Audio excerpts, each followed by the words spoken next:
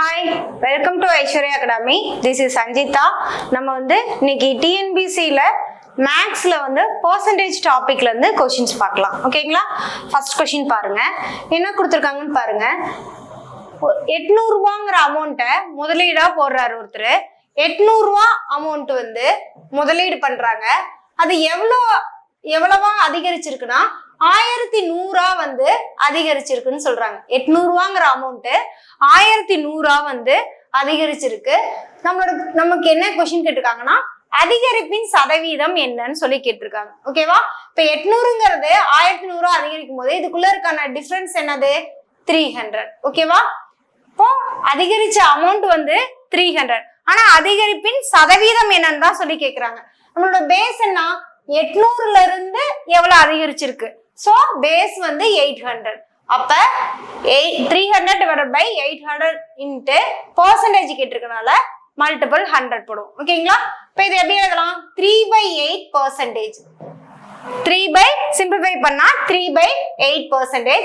1/8 ஓட வேல்யூ என்னது 12.5 into 3 ஆல மல்டிபிள் பண்ணா நம்மளுக்கு என்ன கிடைக்கும் 37.5%. ஓகேங்களா? அப்ப ஆப்ஷன் ஏ 37.5%. அடுத்து நெக்ஸ்ட் क्वेश्चन பாருங்க. ஒரு தேர்வில் 280 தேர்வர்கள் கலந்து கொண்டனர். அவர்களில் 252 பேர் தேர்ச்சி பெற்றனர். தேர்ச்சி பெறாதவர்களின் சதவீதம் என்னன்னு சொல்லி கேக்குறாங்க. மொத்தமா 280 பேர் வந்து என்னது டோட்டலா வந்து தேர்வுல கலந்துக்கிறாங்க. அதுல வந்து 252 பேர் என்னது 252 பேர் பாஸ் ஆனவங்கன்னு சொல்றாங்க. டோட்டலா வந்து 280 பேர்ல 252 பேர் வந்து பாஸ் ஆகுறாங்க. தேர்ச்சி பெறாதவர்களின் சதவீதம் என்னன்னு கேக்குறாங்க. ஓகே, ஃபெயில் ஆனவர்களோட பெர்சன்டேஜ் என்னன்னு சொல்லி தான் கேக்குறாங்க.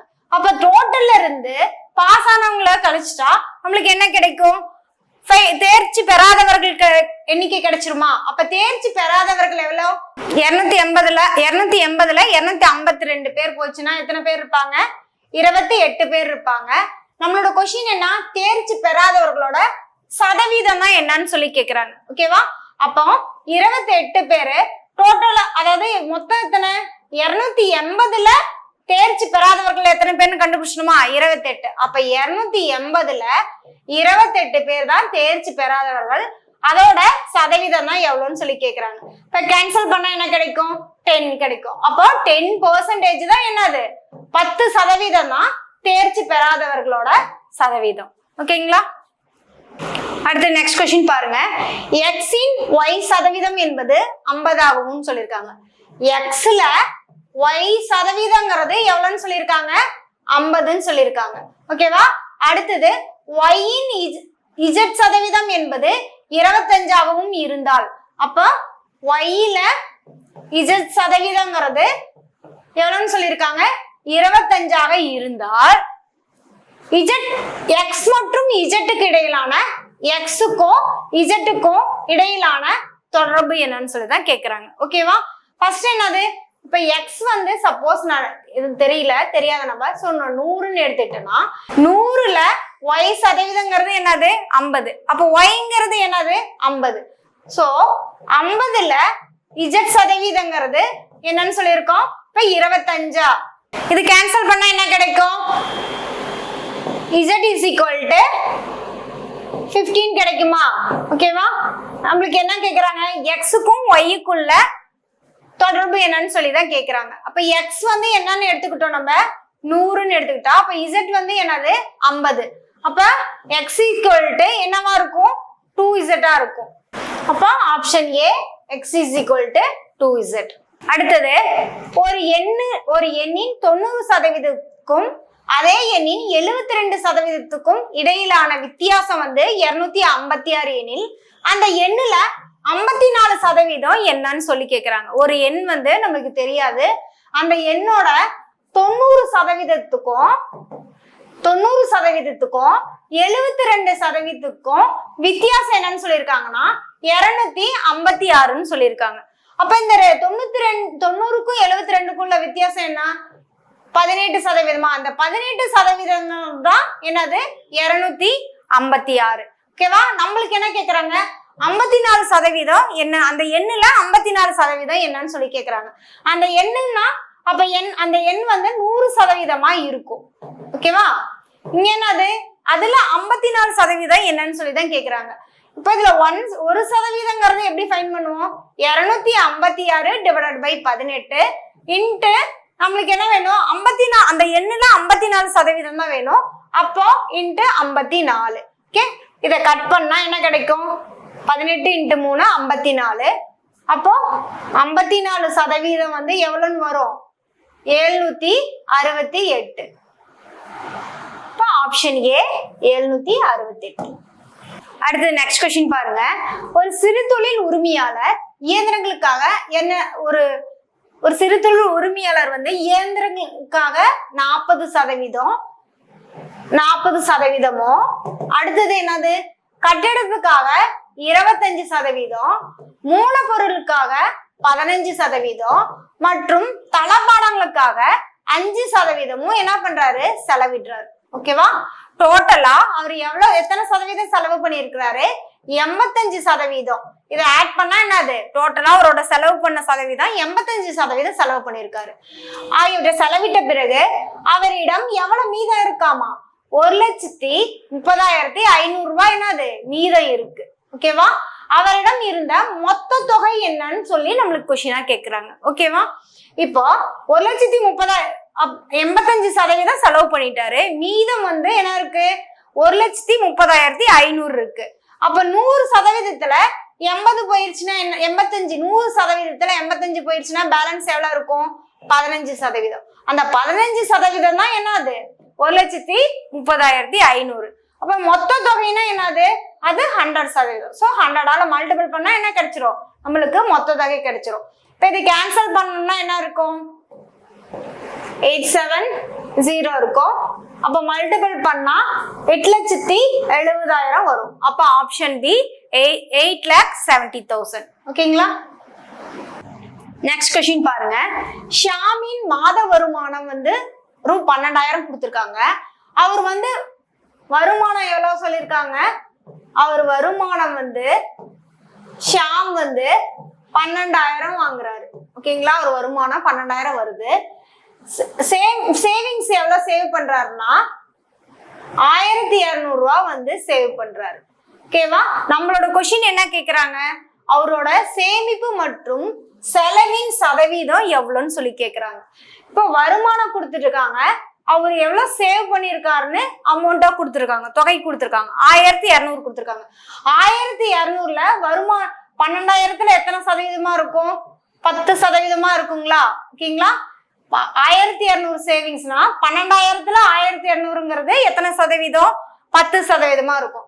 அப்போ அவரோட சேவிங்ஸ் வந்து என்னது, 10%. அப்ப சேவிங்ஸ் போக என்னது, செலவு பண்ணிருப்பாரா? சேவிங்ஸ் போக செலவு எவ்வளவு பண்ணிருப்பாரு? இப்ப 90% தான் அவரு செலவு பண்ணிருப்பாரு. ஓகேங்களா? அப்போ சேமிப்பு மற்றும் செலவு கேட்டிருக்காங்க. அப்ப 10%, 90% எங்க இருக்கு? Option B 10%, 90%. ஓகேங்களா? அடுத்தது நெக்ஸ்ட் क्वेश्चन பாருங்க. ஒரு வண்ண தொலைக்காட்சியோட விலை வந்து எவ்வளவுன்னு சொல்லியிருக்காங்க. ஒரு டிவியோட ரேட் விலை வந்து 30% உயர்ந்ததன் காரணமாக அதன் விற்பனை வந்து 40% குறைந்துள்ளன்னு சொல்லியிருக்காங்க. அதாவது ஒரு வண்ண தொலைக்காட்சி விலை வந்து நம்மளுக்கு தெரியாது. ஸோ வந்து அதை இப்ப நான் 100ன்னு எடுத்துட்டேன்னா அதை வந்து எவ்வளவு சதவீதத்துக்கு வந்து விலை வந்து உயர்த்துறாங்க? 30% உயர்த்துறாங்க, 30% உயர்த்துறாங்க. 100ல 30%னா அப்ப 30 ரூபா வந்து உயர்த்துறாங்க. ஓகேவா? அப்ப எவ்வளவு வரும்? 130. இதுல விற்பனை வந்து என்னது, 40% வந்து குறைஞ்சிருக்குன்னு சொல்றாங்க. 40% குறைஞ்சிருக்குன்னு சொல்றாங்க. இதுல 40% எவ்வளவு? 52. அப்ப இதுல 52 மைனஸ் பண்ணா எவ்வளவு இருக்கும்னா 78 ரூபாய் இருக்கும். ஓகேங்களா? இப்ப வந்து இது என்னது, இது வந்து அது அவரோட தொலைக்காட்சியோட ரேட் வந்து 100 ரூபான்னு எடுத்திருக்கோம். நம்ம வந்து அந்த 40% வந்து குறைஞ்சதுக்கு அப்புறம் எவ்வளவு கிடைச்சிருக்கு? 78 ரூபாய் கிடைச்சிருக்கு. வருவாயில் ஏற்படும் சதவீத மாற்றம் தான் என்னன்னு சொல்லி கேக்குறாங்க. அப்ப எவ்வளவு சதவீதம் மாறி இருக்கு? இதுல வந்து என்னது 22% வந்து என்னது குறைஞ்சிருக்கா? 100 இங்க வந்திருக்கிறது வந்து 78 வந்திருக்கு. அப்ப 100ல 78 போச்சுன்னா 22 இருக்கும். அப்ப 22% என்னது குறைஞ்சிருக்கு. ஓகேங்களா? அப்ப ஆப்ஷன் டி 22% டிக்ரீஸ். அடுத்து நெக்ஸ்ட் கொஸ்டின் பாருங்க. ஒரு மாணவர் வந்து மொத்த மதிப்பெண்ல 33% பெற்றா அவங்க வந்து என்னது தேர்ச்சி சதவீதம். ஓகேங்களா? ஆனா அவர் வந்து என்ன பண்றாரு, 125 மதிப்பெண் வந்து பெற்றும் 40 மதிப்பெண்கள் குறைவால் வந்து என்ன பண்றாரு, தோல்வி விடுறாரு. அவர் வந்து எவ்வளவு மதிப்பெண் பெறாரு, 125 மதிப்பெண் பெறாரு. ஆனா என்னது 40 மதிப்பெண் வந்து கம்மியா பெற்றனால அவர் தோல்வி விடுறாரு. அப்ப 40 மதிப்பெண் ஆட் பண்ணா என்னது 40 மதிப்பெண் ஆட் பண்ணா அவர் தேர்ச்சி பெற்றுவாரா? 40 மதிப்பெண் குறைவா பெற்றனால அவர் தோல்வி விடுறாரு. அவர் வாங்கின மதிப்பெண்ல 40 ஆட் பண்ணா அவர் என்னது தேர்ச்சி பெற்றுவாரா? அந்த தேர்ச்சி பெற்ற அந்த மதிப்பெண் தான் எதுக்கு ஈக்குவல், தேர்ச்சி சதவீதத்துக்கு ஈக்குவலா? அப்ப 33% தான் என்னது 165ன்னு எடுத்துக்கலாமா? அப்போ 165 தான் 33%. நம்மளோட கொஸ்டின் என்ன, அதிகபட்ச மதிப்பெண் என்னன்னு சொல்லி கேக்குறாங்க. இப்ப அதிகபட்ச மதிப்பெண்ணா இப்ப இன்ட்டு 100 போட்டா என்ன வரும், இத வந்து 5ஆல கட் பண்ண 33 × 5 165. ஓகேவா? அப்ப 5 × 100 500. அப்ப அதிகபட்ச மதிப்பெண் என்னவா இருக்கும், 500. Option B. ஓகேவா? ஓகே, ஒரு தேர்தல்ல வந்து 2 வேட்பாளர்கள் வந்து போட்டிடுறாங்க. அதுல வந்து 68 ஓட்டுகள் வந்து செல்லாதவைன்னு சொல்லியிருக்காங்க. ஓகே, அப்ப இன்வேலிட் ஓட் வந்து என்னன்னு சொல்லியிருக்காங்க, 68ன்னு சொல்லியிருக்காங்க. அதுல வந்து வெற்றி பெற்றவர் வந்து 50% ஓட்டுகளை பெற்றிருக்காருன்னு சொல்லியிருக்காங்க. அப்ப வெற்றி பெற்றவங்க வந்து 50% ஓட்டு வந்து பெற்றிருக்காங்க. நெக்ஸ்ட் என்ன சொல்லியிருக்காங்க, அவர் வந்து 98 ஓட்டுகள்ல வெற்றி பெற்றிருக்காரு. 98 ஓட்டு வித்தியாசத்துல வந்து வெற்றி பெற்றிருக்காரு. அப்ப வந்து வெற்றி பெற்றவர் வந்து மொத்தமா என்னது டோட்டலா 100% ஓட்டு இருக்குமா? மொத்தமா 52% வந்து வெற்றி பெற்றவர் ஓட்டுனா, அப்ப பேலன்ஸ் வந்து என்ன இருப்பாங்க, 48% வந்து வெற்றி பெறாதவர் ஓட்டு இருக்கும். ஓகேவா? இப்ப இது ரெண்டுக்குள்ள டிஃபரன்ஸ் தான் என்னது 98 ஓட்டுகள். ஏன்னா 98 ஓட்டு வித்தியாசத்துலதான் வெற்றி பெற்றிருக்காரு 52% வாங்கி. ஓகேவா? 52%லயும் 48% உள்ள டிஃபரன்ஸ் என்னது 4%. அந்த 4%ங்கிறது தான் 98 ஓட்டுகள். ஓகேவா? அப்போ 98 4%னா அப்ப 100%ங்கிறது எவ்வளோ? அப்ப 100%ங்கிறது இது என்னது 24.5. இந்த மாதிரி சிம்பிளிஃபை பண்ணா 2450 வரும். ஓகேங்களா? இப்ப என்னது அந்த 68 ஓட்டுகள் செல்லாத ஓட்டு சேர்ந்தாதான் என்னது மொத்த ஓட்டு கணக்குல வருமா? நம்மளுக்கு கொஸ்டின் என்ன, பதிவாகிய ஓட்டுகள் எவ்வளவு தான் கொஸ்டின் கேக்குறாங்க. இப்போ 2450 ஓட்டுல என்ன ஆட் பண்ணும், 68 இன்வாலிட் ஓட்டும் ஆட் பண்ணா 2518 வரும். ஓகேங்களா? அப்ப டோட்டலா பதிவாயிருக்க ஓட்டு வந்து ஆப்ஷன் சி 2518 ஓட்டுகள். கொஸ்டின் பாருங்க. ஏ என்பவர் 30% மதிப்பெண் பெற்று 15 மதிப்பெண்கள்ல தோல்வி அடைகிறாருன்னு சொல்றாங்க. அதாவது ஏன்னு ஒருத்தர் 30% மதிப்பெண் பெற்று எவ்வளவு மதிப்பெண் வந்து 15 மார்க்கு குறைவா எடுத்து தோல்வி அடைகிறாருன்னு சொல்றாங்க. அப்ப 30%ல 15 மார்க் ஆட் பண்ணா என்ன கிடைச்சிரும், நம்மளுக்கு பாஸ் மார்க் கிடைச்சிருமா? அதாவது தேர்ச்சி சதவீதம் கிடைச்சிருமா? தேர்ச்சி மதிப்பெண் கிடைச்சிரும். 30%ல 15 வந்து குறைவா பெற்று அவர் தோல்வி அடைகிறாரு. பிளஸ் 15 ஆட் பண்ணா அவர் என்னது தேர்ச்சி சதவீதம் பெறாரு. அடுத்தது பிங்கிறவரு 40%ல எக்ஸ்ட்ரா என்னது அதிக மதிப்பு 30 மதிப்பெண் வந்து என்னது அதிகம் பெறாரு. அப்ப 40%ல 35ங்கிறது மைனஸ் பண்ணா என்னது தேர்ச்சி மதிப்பெண் கிடைச்சிருமா? ஓகேங்களா? தேர்ச்சி மதிப்பெண் கிடைச்சிரும். ஓகே, இதுல இருந்து நம்ம கம்பேர் பண்ணும்போது 10%ங்கிறது என்ன கிடைச்சிரும், 50ன்னு கிடைச்சிரும். ஓகேவா? நம்மளுக்கு என்னது 30% மதிப்பெண்ல 15 மதிப்பெண் வந்து என்னது ஆட் பண்ணா என்ன கிடைச்சிரும், தேர்ச்சி மதிப்பெண் கிடைக்குமா? 10%ங்கிறது 50னா அப்ப 30% என்னது 150. 30% 30% வந்து 150. இந்த 150 கூட என்ன ஆட் பண்ணும் 15 ஆட் பண்ணா அதுதான் என்னது தேர்ச்சி மதிப்பெண். அவரு தேர்ச்சியான மதிப்பெண் சொல்றாங்களா? அப்ப பாஸ் மார்க் வந்து 165. ஓகேவா? அப்ப நம்மளுக்கு கொஸ்டின் என்ன கேக்குறாங்க? தேர்ச்சி மதிப்பெண் வந்து 165. ஆனா தேர்ச்சி சதவீதம் கேக்குறாங்க. அப்ப டோட்டலா வந்து என்னது 10% 50னா 100% என்னது 500. அப்ப 500ல 165 எத்தனை சதவீதம்? அதுதான் தேர்ச்சி சதவீதம். ஓகேவா?